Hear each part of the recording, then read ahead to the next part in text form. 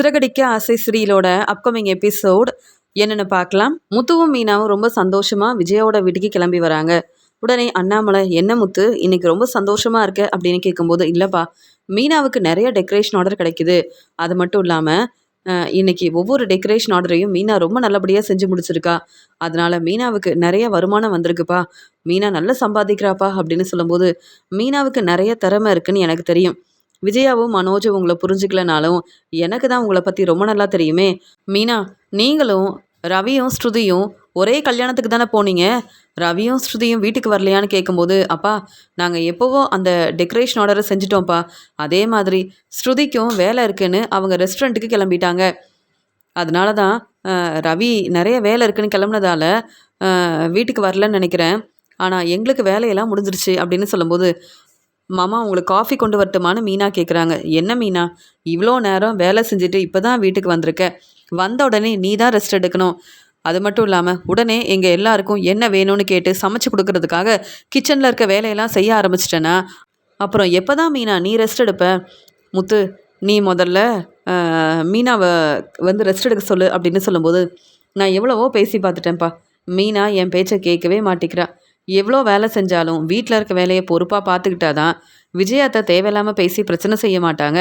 அப்புறம் நிம்மதியாக என் வேலையவும் நான் பார்க்க முடியும்னு மீனா சொல்கிறா. நான் இதுக்கு மேலே என்னப்பா செய்ய முடியும் அப்படின்னு சொல்கிறாரு முத்து. எனக்கு புரியுது. விஜயா வீட்டுக்கு வர்றதுக்கு முன்னாடியே இந்த வேலையெல்லாம் செஞ்சுட்டா விஜயா கேள்வி கேட்க மாட்டான்னு மீனா யோசிக்கிறா. அப்படி தானே மீனான்னு சொல்லும்போது, ஆமாம்மாம்மா, இல்லைன்னா விஜயாத்தை வந்த உடனே வீட்டில் இருக்க வேலையை உன்னால் சரியாக செய்ய முடியலனா எதுக்கு நீ பூக்கடைக்கு போய் வேலை பார்க்கணும், எதுக்கு டெக்கரேஷனோட செய்யணும்னு கேள்வி கேட்பாங்க. அதனால தான் இந்த வேலையை சரியாக செய்யணும்னு நினைக்கிறேன். என்னைக்காவது எனக்கு ரொம்ப முடியலனாலும் இந்த வீட்டில் என்னால் ரெஸ்ட் எடுக்கவே முடியாது அப்படின்னு சொல்கிறாங்க மீனா. மீனா இப்படி பேசுகிறத கேட்டு முத்து ரொம்பவே மனசு வேதனைப்படுறாரு. மீனாவும் நானும் இந்த வீட்டில் இருக்கிறதுனால எங்களை யாருமே புரிஞ்சுக்க மாட்டேங்கிறாங்க. மீனா கண்டிப்பாக வீட்டில் இருக்க எல்லா வேலையும் செய்யணும் அப்படின்னு என் அம்மாவும் சொல்கிறாங்க. ஆனால் ஸ்ருதி ரெஸ்டாரண்ட்டுக்கு போகிறாங்க. வீட்டுக்கு வந்தாலும் அவங்க நல்லா ரெஸ்ட் எடுப்பாங்க. வீட்டில் இருக்க வேலையை செய்கிறதில்ல. அப்படி இருக்கும்போது மீனாவுக்கு கிடைக்க வேண்டிய மதிப்பு மரியாதை இந்த வீட்டில் கிடைக்கவே மாட்டேங்குது. சீக்கிரமாகவே மீனாவுக்காக நம்ம புது வீடு வாங்கணும். இங்கே மாடியில் மீனாவுக்காக நம்ம ரூமெல்லாம் கட்டி கொடுத்தாலும் கண்டிப்பாக மீனா இந்த வீட்டில் இருக்க வேலையை எப்பயுமே செய்யணும். அதனால் நல்லா சம்பாதிக்கணும். அதே மாதிரி மீனாவை நல்லா பார்த்துக்கணும். என் அம்மாவும் அப்பாவும் எங்களை நல்லபடியாக புரிஞ்சுக்கணும் அப்படின்னு முத்து வந்து மீனாவை பற்றி யோசிக்க ஆரம்பிக்கிறாரு. மீனா சொல்கிறாங்க, என்னங்க இவ்வளோ நேரம் உங்கள் வேலையெல்லாம் முடிச்சுட்டு வந்திருக்கீங்க, என்ன யோசிக்கிறீங்க, நீங்கள் ரெஸ்ட் எடுங்க, உங்களுக்கு நான் காஃபி எடுத்துகிட்டு வரேன்னு சொல்லிட்டு உடனே மீனா கிச்சனுக்கு வராங்க. மீனா இந்த வீட்டுக்கு மருமகளாக வந்ததுக்கப்புறமா இங்கே எல்லாரையும் அவ்வளோ நல்லா பார்த்துக்கிறா. ஆனால் என் அம்மா தான் மீனாவை என்றைக்குமே புரிஞ்சிக்கவே மாட்டேங்கிறாங்க அப்படின்னு மீனா வீட்டில் இருக்க வேலையெல்லாம் செய்கிறதெல்லாம் பார்த்து முத்து யோசிக்கிறாரு. இங்கே சீதா கிட்ட அருண் பேசாமல் இருக்காரு. உடனே சீதா அருண்கிட்ட வந்து பேசுகிறாங்க. நீங்கள் எத்தனை நாள் தான் இப்படி என்கிட்ட பேசாமல் இருப்பீங்க? சத்யாவோட கல்யாணத்துக்கு தான் போகிறேன்ற உண்மையை உங்ககிட்ட சொல்லியிருந்தா கண்டிப்பாக நீங்கள் பாட்டி வீட்டில் வந்து பிரச்சனை செஞ்சுருப்பீங்க. அதனால தான் இந்த உண்மையை சொல்ல வேண்டான்னு நானே யோசித்தேன். முத்துமாமாவும் மீனாக்காவும் கண்டிப்பாக அருண் கல்யாணத்துக்கு வரணும் தான் என்கிட்ட சொன்னாங்க. நான் தான் இப்போ இந்த உண்மையை சொல்ல வேண்டாம் அப்படின்னு சொன்னேன். ஆனால் நீங்கள் யாரையுமே புரிஞ்சுக்காம என்கிட்ட பிரச்சனை செய்கிறீங்க அருண். நீங்கள் நான் வந்து வீட்டுக்கு வந்ததுக்கப்புறமா சரியாக என்கிட்ட பேசவே இல்லை. எப்போ பார்த்தாலும் ஏதாவது பேசி பிரச்சனை செய்கிறீங்க. எவ்வளோ தான் நான் பொறுமையாக இருக்க முடியும்? நான் சமைச்சு கொடுத்தா சாப்பிட மாட்டேங்கிறீங்க. இப்படியே இருந்தால் எப்படி அருண் உங்கள் வீட்டில் நான் மருமகளாக இருக்க முடியும் அப்படின்னு கேட்கும்போது, நீ என் பேச்சை கேட்காம என்கிட்ட பொய் சொல்லிட்டு முத்துவோட பாட்டி வீட்டுக்கு போயிருக்க. நீ கோயிலுக்கு போகிறேன்னு சொன்னதால் நானும் அமைதியாக இருந்தேன். ஆனால் நீ என்கிட்ட சொல்லாமல் சத்யாவுக்கு கல்யாண ஏற்பாடெல்லாம் செஞ்சுருக்கீங்க. என்கிட்ட சொல்லாமல் சத்யாவோட கல்யாணத்துக்கு போயிட்டு வந்திருக்கு. ஆனால் இந்த உண்மை எனக்கு தெரியவே கூடாதுன்னு உங்கள் வீட்டில் இருக்க எல்லாரும் யோசனை பண்ணியிருக்கீங்க. என்னால் பிரச்சனை வரும் நீங்கள் நினைக்கும் போது உங்கள் எல்லாருக்கிட்டையும் நான் எதுக்காக பேசணும்? என்னை பற்றி யாருமே யோசிக்கிறதில்ல. முத்துவுக்கும் மீனாவுக்கும் நல்ல பேர் கிடச்சா போதுன்றதுக்காக முத்து மீனா பேச்சை மட்டும்தானே எல்லாரும் கேட்குறீங்க. நானும் உங்கள் வீட்டு மாப்பிள்ளை தான். ஆனால் எனக்கு தர வேண்டிய மதிப்பு மரியாதையை யாருமே கொடுக்கலையே. அப்படி இருக்கும்போது எதுக்காக நான் உங்ககிட்ட பேசணும்? உனக்கு இங்கே இருக்க பிடிக்கலன்னா இப்போவே உங்கள் அம்மா வீட்டுக்கு போகலாம். அங்கேயே நீ இருக்கலாம். உங்கள் வீட்டில் நீ நிம்மதியாக சந்தோஷமாக என் பேச்சை கேட்காம நீ உன்னுடைய வாழ்க்கையை பார்த்துக்கலாம் அப்படின்னு சொல்லும்போது, என்ன அருண் இப்படி பேசுகிறீங்க? உங்களை விரும்பி கல்யாணம் பண்ணிக்கிட்டேன். அப்போவே நான் என் அம்மா பேச்சை கேட்டிருந்தா எனக்கு இப்படி ஒரு நிலைமை வந்திருக்காது. இப்போ அருணால பிரச்சனை வருதுன்னு சொன்னால் என்னை பற்றி எல்லாரும் என்ன யோசிப்பாங்க? என் அம்மா ரொம்பவே மனசு வேதனைப்படுவாங்க. முத்து மாமாவும் மீனாக்காவும் என் வாழ்க்கையை நினச்சி மனசு வேதனைப்படுவாங்க. இதெல்லாம் தேவையா? இந்த பிரச்சனையை நீங்கள் இப்படியே விட்டுற வேண்டியதானே? எதுக்கு தேவையில்லாமல் இதை பற்றி பேசிக்கிட்டே இருக்கீங்க? ஏற்கனவே சத்யாவுக்கு ஏதாவது பிரச்சனை வந்தால் முத்து மாமாவும் மீனாக்காவும் உடனே வந்து உதவி செய்கிறாங்க. ஆனால் நீங்கள் எங்களுக்கு சப்போர்ட் பண்ணாமல் எங்களுக்கு உதவி செய்யாமல் தானே இருக்கீங்க. அப்படி இருக்கும்போது சத்யாவோட கல்யாணத்தை பற்றி சொன்னால் மட்டும் நீங்கள் சந்தோஷப்பட போகிறீங்களா? இல்லை உடனே கல்யாணத்துக்காக நானே வந்து ஒவ்வொரு வேலையும் பார்த்து பார்த்து செய்வேன்னு சொல்ல போகிறீங்களா? இல்லையே. இந்த கல்யாணத்தை பற்றின உண்மை தெரிஞ்சிருந்தா ரேகா முத்துமாமாவோட பாட்டி வீட்டில் தான் இருக்காங்கன்னு தெரிஞ்சுக்கிட்டு உடனே இந்த உண்மையை ரேகாவோட அப்பா கிட்ட சொல்லியிருப்பீங்க. இதனால் சத்யாவுக்கும் ரேகாவுக்கும் நிறைய பிரச்சனை வரும்னு எங்களுக்கு தெரியும். எங்களுக்கு நீங்கள் சப்போர்ட் பண்ண மாட்டீங்க, ரேகாவோட அப்பாவுக்காக தான் சப்போர்ட் பண்ணுவீங்கன்னு தெரியும். அதனால தான் இந்த உண்மையை சொல்லலை. இப்போ சத்யாவுக்கும் ரேகாவுக்கும் நல்லபடியாக கல்யாணம் நடந்துருச்சு. அவங்க வாழ்க்கையை அவங்க சந்தோஷமாக பார்த்துக்கிறாங்க. நீங்கள் எதுக்காக இப்படிலாம் யோசிச்சு நம்ம வாழ்க்கையை பற்றி யோசிக்காமல் இருக்கீங்க? உங்களை விரும்பி கல்யாணம் பண்ணிக்கிட்டேன், அதனால் நீங்கள் பேசுகிறதெல்லாம் கேட்டுட்டு ரொம்ப பொறுமையாக இருக்கேன். ஆனால் இதுக்கு மேலே என்னால் பொறுமையாக இருக்கவே முடியாது அருண் அப்படின்னு சொல்லும்போது, அப்படியா? அப்போ இங்கேருந்து கிளம்பு, நீ உங்கள் வீட்டுக்கே போ, அதுதான் நல்லது. முத்துவும் மீனாவும் உன்னை நல்லா பார்த்துப்பாங்க. நீ தான் என்னை பற்றி யோசிக்க மாட்டேங்கிற, உன்னுடைய குடும்பம் தான் முக்கியம்னு நினைக்கிற. ஏன் உங்கள் வீட்டிலேருந்து யாருமே இங்கே வரக்கூடாது, உங்கள் அம்மா கிட்ட நீ பேசக்கூடாதுன்னு சொன்னேன். ஆனால் நேற்று உங்கள் அம்மா உனக்கு ஃபோன் பண்ணுறாங்க, சந்தோஷமாக பேசிகிட்டு இருக்க.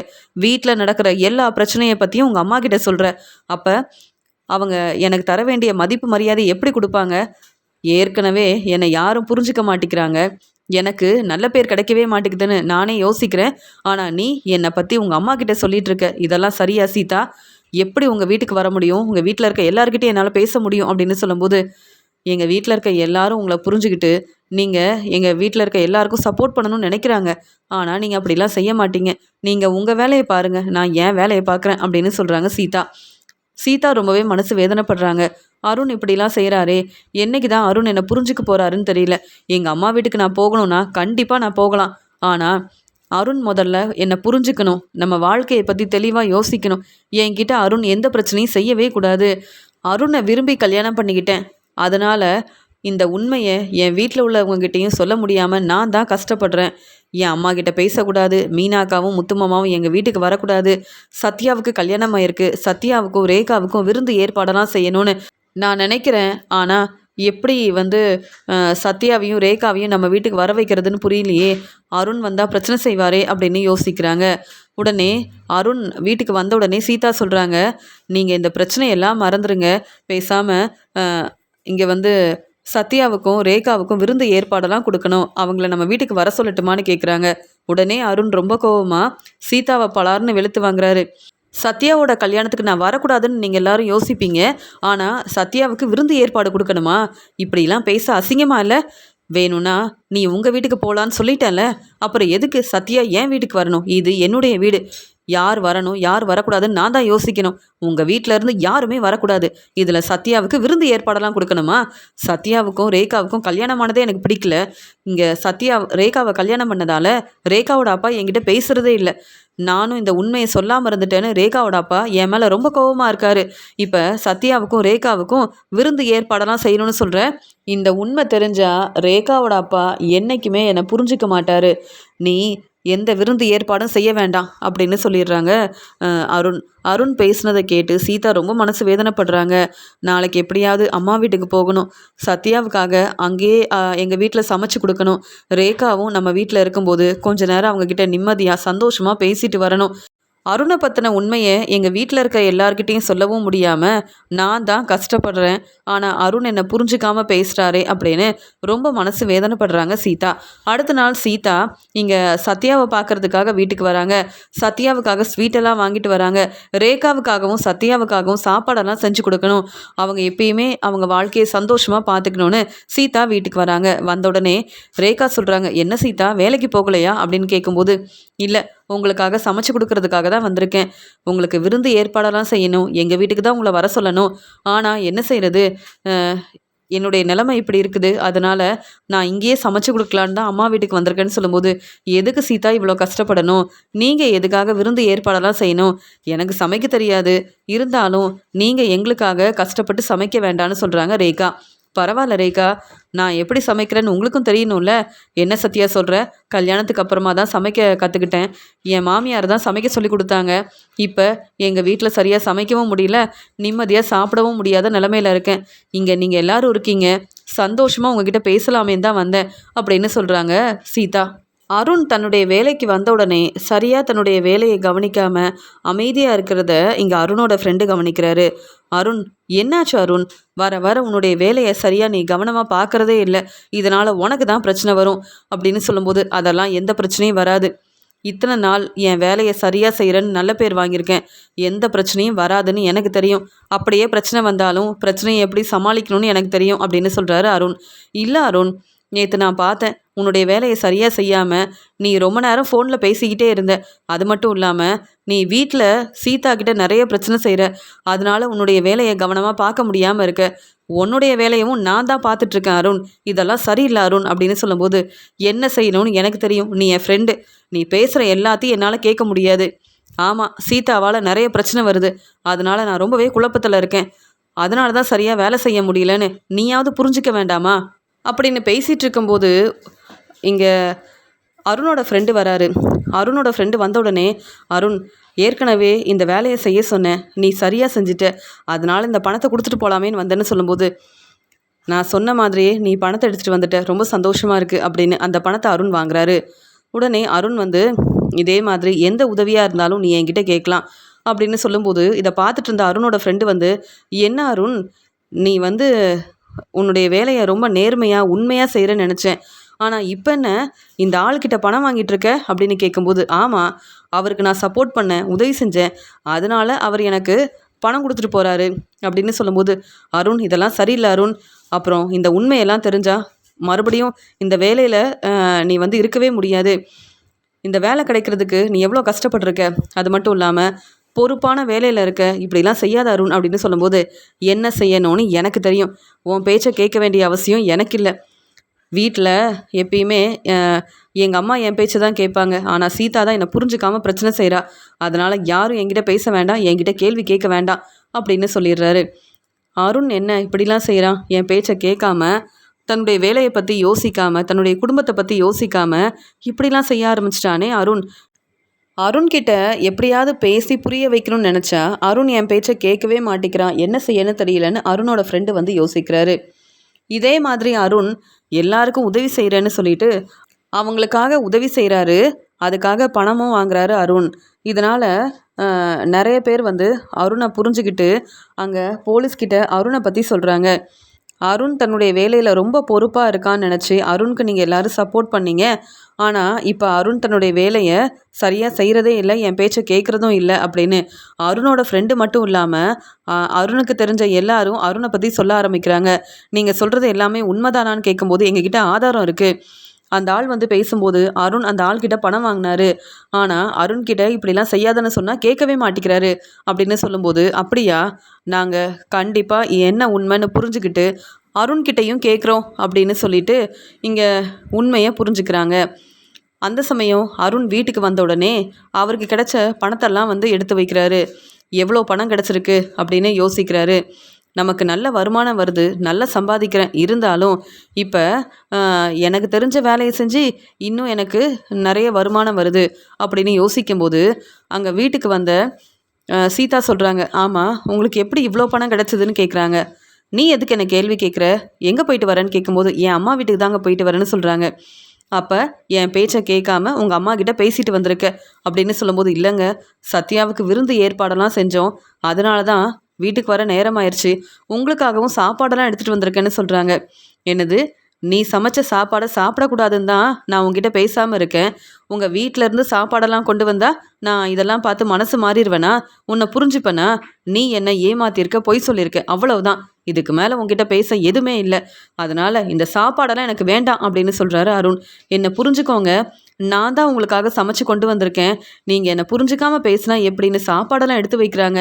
ஆனால் அருண் ரொம்ப கோவமாக, இந்த சாப்பாடெல்லாம் வேண்டான்னு சொல்கிறேன், நீ என்கிட்ட பேசாதன்னு சொல்கிறேன், புரிஞ்சுக்க மாட்டேங்கிற அப்படின்னு இங்கே சீதாவை வெளுத்து வாங்குறாரு அருண். அந்த சமயம் அருணோட வீட்டுக்கு போலீஸ் வராங்க. சீதா ஒரு பக்கம் அழுதுகிட்டே இருக்காங்க. அருண் ரொம்ப கோவமாக பேசிட்டு இருக்காரு. அருணோட வீட்டுக்கு வந்த போலீஸ் நடக்கிற பிரச்சனையெல்லாம் பார்த்துட்டு, என்ன அருண் இதெல்லாம் அப்படின்னு கேள்வி கேட்ட உடனே, சார் நீங்களா அப்படின்னு பதட்டமா பதில் சொல்றாரு அருண். சார் அதெல்லாம் ஒன்றும் இல்லை சார் அப்படின்னு சமாளிக்கிறாரு அருண். இங்கே சீதா ரொம்பவே அழ ஆரம்பிக்கிறாங்க. சாப்பாடெல்லாம் அங்கே இங்கேன்னு இருக்குது. ஆமாம் என்ன அருண் என்னாச்சு? உங்கள் வேலையை ரொம்ப சரியாக செய்கிறீங்கன்னு உங்கள் மேலே அவ்வளோ நம்பிக்கை வச்சுருந்தேன். இதை விட உங்களுக்கு பெரிய வேலை கிடைக்கணும்னு நினச்சேன். ஆனால் நீங்கள் வீட்லேயும் இங்கே சீதாவை புரிஞ்சிக்காமல் பிரச்சனை செய்கிறீங்க. சீதா ரொம்ப பொறுமையாக தான் பேசிகிட்டு இருந்தாங்க. இங்கே என்ன நடந்துச்சுன்ற உண்மை எனக்கு தெரியும் அருண். நீங்கள் சரியாக உங்கள் வேலையை செய்கிறதே இல்லைன்னு தெரிஞ்சுக்கிட்டு தான் உங்ககிட்ட பேசலாமேன்னு வந்தேன். இப்போ புரியுது அருண். நீங்கள் உங்கள் குடும்பத்தையும் சரியாக கவனிக்கல, உங்கள் வேலையவும் பொறுப்பாக பார்த்துக்கலன்னு இப்போ நான் புரிஞ்சுக்கிட்டேன்னு சொல்லும்போது இங்கே சீதா ரொம்ப அழ ஆரம்பிக்கிறாங்க. சார் அதெல்லாம் ஒன்றும் இல்லை சார். அருண் ரொம்ப நல்லவர் தான். நான் தான் அருண் பேச்சை கேட்கல, அதனால தான் அருண் இப்படிலாம் பேசிகிட்டு இருக்காரு அப்படின்னு சீதா என்ன செய்யன்னு தெரியாமல் அருணுக்கு சப்போர்ட் பண்ணி பேசும்போது உடனே அருண் ரொம்ப கோவமா, சீதா நீ எதுக்கு எனக்காக சப்போர்ட் பண்ணி பேசுகிற? நீ பேசாமல் உங்கள் அம்மா வீட்டிலே இருந்திருக்கலாம். ஒன்னால தான் எனக்கு பிரச்சனை வருது. நீ மட்டும் என் வீட்டுக்கு வராமல் இருந்தால் இப்படி ஒரு பிரச்சனை வந்திருக்குமா? நீ எதுக்காக எனக்கு சாப்பாடெல்லாம் கொண்டு வரணும்? உனக்கு நல்ல பேர் கிடைக்கிறதுக்காக இப்படிலாம் செய்வேன். ஆனால் எனக்கு பிரச்சனை வந்தால் எனக்கு சப்போர்ட் பண்ணுற மாதிரி பேசுகிறியா? உன்னை பற்றி எனக்கு ரொம்ப நல்லா தெரியும். நீ எனக்கு சப்போர்ட் பண்ணவே வேண்டாம் அப்படின்னு ரொம்ப கோபமாக பேசும்போது சீதா அமைதியாக இருக்காங்க. என்ன அருண் இதெல்லாம்? இப்போவும் உங்களுக்கு எந்த பிரச்சனையும் வரக்கூடாதுன்றதுக்காக உங்களுக்காக சீதா சப்போர்ட் பண்ணி பேசுகிறாங்க. ஆனால் நீங்கள் எதையும் புரிஞ்சுக்காம இப்படி ஏன் கோபமாக பேசுகிறீங்க அருண் அப்படின்னு சொல்லும்போது அருண் சொல்கிறாங்க, சார் இந்த பிரச்சனையை நான் பார்த்துக்கிறேன் சார். அது மட்டும் இல்லாமல் நீங்கள் எதுக்காக சார் வந்திருக்கீங்கன்னு சொல்லும்போது, அருண் உங்கள் வேலையை நீங்கள் பொறுப்பாக பார்க்குறதில்ல, சரியாக கவனிக்கிறதில்ல. அது மட்டும் இல்லாமல் நீங்கள் நிறைய பணம் வாங்கியிருக்கீங்க அருண். எந்த காரணத்துக்காக பணம் வாங்கினீன்ற உண்மையை தெரிஞ்சுக்கிறதுக்காக தான் வந்திருக்கோன்னு சொல்லும்போது, ஏற்கனவே அருண் அவர் வாங்கின பணத்தை தான் எடுத்து வச்சிட்ருப்பாரு. அதனால் இங்கே சீதா யோசிக்கிறாங்க, அப்போ அருண் நமக்கு தெரியாமல் இப்படி ஒரு வேலை வேறு செய்கிறாரா? அது மட்டும் இல்லாமல் அருண் இப்படி தேவையில்லாத வேலையை செஞ்சதால தான் இப்போ அருண் கிட்ட பேசுறதுக்காக இவங்க எல்லாரும் வந்திருக்காங்க. அருண் இப்போ வசமாக மாட்டிக்கிட்டாரு.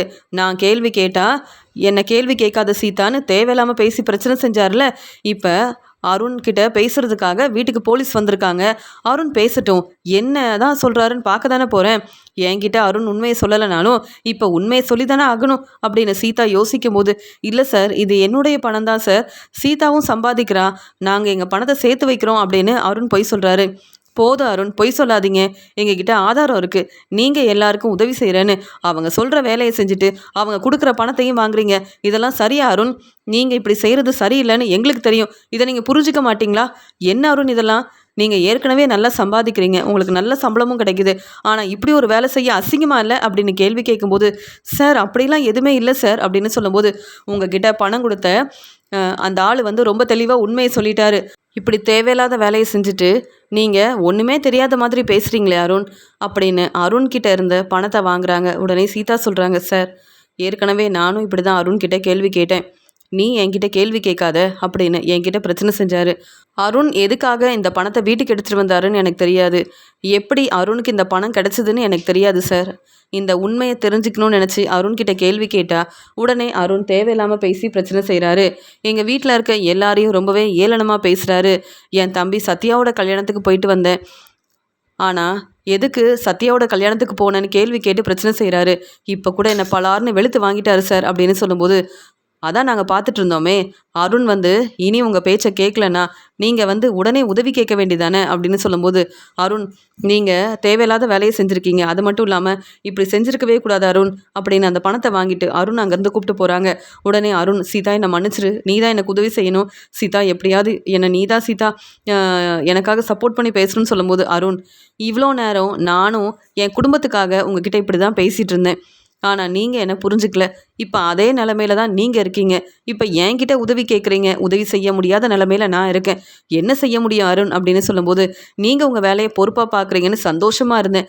இப்போ உங்கள் வேலையவும் பொறுப்பாக பார்க்கல, குடும்பத்தையும் நல்லபடியாக கவனிக்கல. இப்படி இருக்கும்போது நான் என்ன செய்ய முடியும்? நீங்களும் என்னை புரிஞ்சுக்கணுன்னா நீங்கள் வெளியில் வரவே கூடாது அருண் அப்படின்னு சீதா சொல்கிறாங்க. என்ன சீதா இப்படிலாம் பேசுகிற? நான் ஏதோ தெரியாமல் இப்படி தேவையில்லாத வேலையை செஞ்சுட்டு சீதா என்னை மன்னிச்சிட்டு சீதா அப்படின்னு சொல்லும்போது, அங்கே வந்த போலீஸ் அருணை அங்கேருந்து கூப்பிட்டு போகிறாங்க. அருண் வந்து நான் வந்து உண்மையை சொல்லிடுறேன் அப்படின்னு நடந்த உண்மையை தெளிவாக சொல்கிறாரு. அவர்கிட்ட இருந்த எல்லா பணத்தையும் கொடுத்துட்றாரு. சீதா என்ன செய்யன்னு தெரியாம சந்திரா வீட்டுக்கு வராங்க. மீனாவும் முத்துவும் பேசிட்டு இருக்கும்போது சீதா வந்த உடனே அழ ஆரம்பிக்கிறாங்க. மீனா கிட்ட உண்மையை சொல்றாங்க. இப்போ அருண் அவர் வீட்டில் இல்லை, இப்படி அருண் வசமாக மாட்டிக்கிட்டாரு, போலீஸ்க்கு எல்லா உண்மையும் தெரிஞ்சிருச்சு. நானும் வீட்டில் நடந்த பிரச்சனையை பற்றி சொன்னேன், அதனால அருணுக்கு தான் நிறைய பிரச்சனை வந்திருக்குன்னு சொல்லும்போது, அப்படியா, அருண் இப்படி தேவையில்லாத வேலையை செஞ்சுருக்காரா அப்படின்னு சொல்லும்போது, ஆமாம், அருண் இப்படி உதவி கேட்டு வர எல்லார்கிட்டேயும் உதவி செய்கிறேன்னு சொல்லியிருக்காரு. அது மட்டும் இல்லாமல் அவங்களுக்கு சப்போர்ட் பண்ணுறேன்னு பேசி அவங்கக்கிட்ட நிறைய பணம் வாங்கியிருக்காரு. இந்த உண்மையை புரிஞ்சுக்கிட்டு அருண்கிட்ட பேசுகிறதுக்காக போலீஸ் வீட்டுக்கு வந்திருந்தாங்க. அந்த சமயம் அருண் இந்த பிரச்சனைக்கு எனக்கும் சம்மந்தமே இல்லைன்னு பொய் சொன்னார். அதுக்கப்புறம் வேறு வழி இல்லாமல் அருண் உண்மையை சொல்லிட்டாரு. இப்போ அருண் வெளியில் வர முடியாத நிலமையில தான் இருக்காருன்னு சொல்லும்போது மீனாவும் முத்துவும் அருணை பார்க்குறதுக்காக வராங்க. இங்கே அருணுக்கு சப்போர்ட் பண்ணுறதுக்காக இல்லை, சீதாவுக்கு சப்போர்ட் பண்ணுறதுக்காக. இத்தனை நாள் சீதா இவ்வளோ கஷ்டப்பட்டிருக்காங்க, அருண் இவ்வளோ பிரச்சனை செஞ்சுருக்காரு. ஆனால் சீதா இந்த உண்மையை சொல்லாமல் இருந்திருக்காளே, அருணுக்கு சரியான பதில் கிடச்சிருக்கு. இருந்தாலும் அருண்கிட்ட நம்ம கண்டிப்பாக பேசணும் அப்படின்றதுக்காக முத்துவும் மீனாவும் கிளம்பி வராங்க. அருண் வெளியில் வர முடியாத நிலமையில ரொம்பவே கஷ்டப்படுறாரு. அங்கே முத்து என்ன அருண், இப்போ புரியுதா, சீதாவுக்கு பிரச்சனை செஞ்சீங்கல்ல, அதான் நல்லா அனுபவிக்கிறீங்க. பொறுப்பான வேலையில் இருக்க நீங்கள் உங்கள் வேலையை பொறுப்பாக கவனமாக செஞ்சுருக்கணும். எப்போ பார்த்தாலும் என்கிட்ட பிரச்சனை செஞ்சீங்க, சீதாவையாவது நல்லபடியாக பார்த்துக்கிட்டிங்களா? அதுவும் இல்லையே. சீதா கிட்ட ஏற்கனவே சொன்னேன் அருணை கல்யாணம் பண்ணிக்காதுன்னு. சீதா என் பேச்சை கேட்கல, இப்போ கஷ்டப்படுறா. உங்களை எதுக்கு கல்யாணம் பண்ணோன்னு நினச்சி மனசு வேதனைப்படுறா. சீதாவோட வாழ்க்கையை நினச்சி பார்க்காம சீதாவுக்கு எதுக்கு இப்படி பிரச்சனை செஞ்சீங்க? கொஞ்சம் கூட யார் பேச்சையும் கேட்க மாட்டீங்க, யோசிக்க மாட்டீங்க. அதனால தான் இந்த நிலமையில இருக்கீங்க அருண். அது மட்டும் இல்லாமல் இப்படி தேவையில்லாத வேலையெல்லாம் செய்கிறீங்களே, ஏன் அருண், எதுக்காக இப்படிலாம் செஞ்சீங்கன்னு வந்த உடனே முத்து கேள்வி கேட்க, முத்து என்னை மன்னிச்சிருங்க முத்து, நீங்கள் தான் எனக்கு உதவி செய்ய முடியும். நம்ம வீட்டில் இருக்க எல்லாருக்கும் நீங்கள் தானே சப்போர்ட் பண்ணுறீங்க, உதவி செய்கிறீங்க. நான் கண்டிப்பாக எந்த பிரச்சனையும் செய்ய மாட்டேன், சீதாவை நல்லபடியாக பார்த்துப்பேன், என்னை மன்னிச்சிருங்க முத்து அப்படின்னு அழுதுகிட்டே முத்துக்கிட்டேயும் மீனாக்கிட்டேயும் இங்கே மன்னிப்பு கேட்குறாரு அருண். ஏன்னா முத்து உதவி செஞ்சாதான் கண்டிப்பாக நான் மறுபடியும் என் வேலையில் சேர முடியும், அதே மாதிரி என் வாழ்க்கையை பார்த்துக்க முடியும். இப்போ வெளியில் வர முடியாத நிலைமையில இருக்கேனே, சீதா எனக்கு எவ்வளோ சப்போர்ட் பண்ணியிருக்கா, சீதாவை புரிஞ்சுக்காமல் தேவையில்லாமல் பேசினேன், அதான் இப்போ நல்லா அனுபவிக்கிறேன். இங்கே சீதாவுக்கு சப்போர்ட் பண்ண முத்து, மீனா, சந்திரா, சத்யா, ரேகா எல்லாரும் இருக்காங்க. ஆனால் எனக்கு சப்போர்ட் பண்ண இப்போ என் அம்மாவும் இங்கே இல்லை. அது மட்டும் இல்லாமல் நான் என்ன செய்கிறதுன்னு தெரியாமல் கஷ்டப்படுறேன்.